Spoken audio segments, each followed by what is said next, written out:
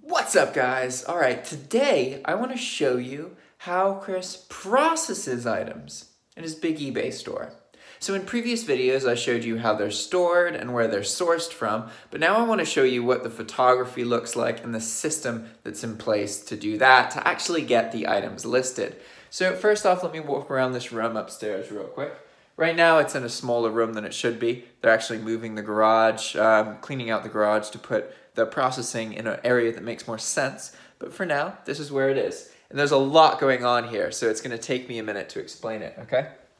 So first off, you have unprocessed stuff like this, right? This is just stuff that has been unloaded, and that's it. Nothing's been done to it yet.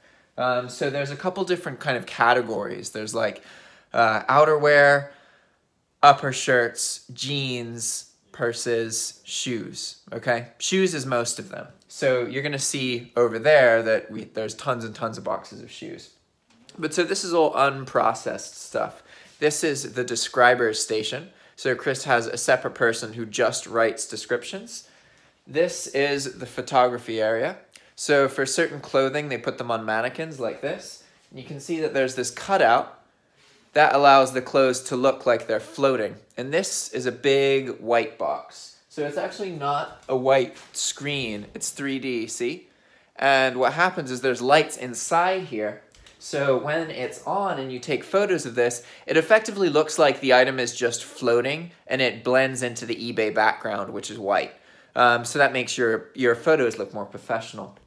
For most of the shoes and other things, they get photoed here. So there's these two lighting setups. And again, they're bulbs behind screens like this. You don't want direct lighting for photos. You want a lot of light bouncing off all different angles. So you effectively can't see any shadows. That's what's ideal, right?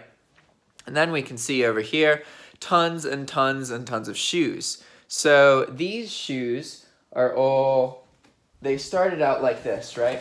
Just boxes and boxes of shoes. And so what I've been doing is going through and making sure that all the pairs are right next to each other, because then you can just grab them and move forward, right? So that's all of these shoes. These have all been paired. That makes it easier for the other workers when they come through. So what happens next, once they're paired, then there's this little sheet of paper right here. See this? So these are little, they say Q20, Q21, Q22. These go on the bin, and then you know that's the bin Q22. Each bin will have between like 5 and 12 shoes in it, depending on the size of the shoes, if they're men's shoes, women's shoes, that kind of thing, right? So what we do is we'll grab the shoes, and let's get a random pair of shoes, something like this, right? Then there's all these stickers right here. I don't know if you can see the labels, but it's like, there's probably like 30 stickers on each piece of paper. And so we write the bin number on each sticker. So if there's 8 shoes in a bin, that means we're gonna write Q4 on 8 stickers.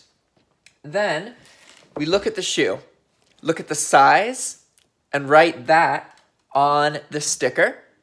So the sticker has the size of the shoe, and if you look closely at these stickers, you can see that each one has an ID. That ID is going to become the ID of the shoe, okay? So we find the shoe, find the size, write it on a sticker. At this point, we have a sticker with the name of the bin that it's going in, an ID, and the size of the shoe, okay? So the sticker then goes onto the shoe, like that. You see how there's a sticker there? So it then goes into a bin. It's now in the bin that it will be stored in, but it's not posted yet. The photos aren't taken and the description isn't written, right? So we make a bunch of those bins with all of these shoes in them that have the stickers, and then a photographer comes through and takes photos with the stickers, right? So there's like 8 different angles that they take of each shoe, and it shows the sticker.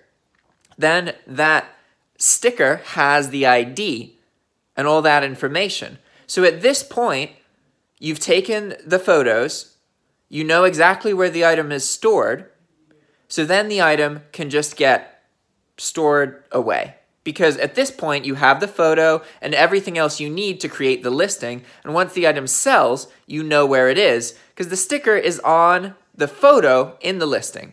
So then it's really easy to take the ID that's on the sticker and put it in the title.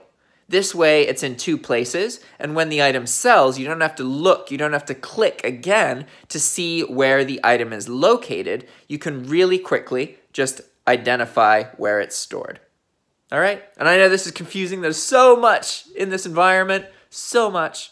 But I think it's really cool seeing these systems and how they work. And I was definitely really confused at first. But now it's like, okay, there's processed stuff, unprocessed stuff, half stuff. I get it now. Once you learn all the stages that the items can be in, it becomes a lot easier to understand. All right, guys, thanks for watching. See you next time. Ciao!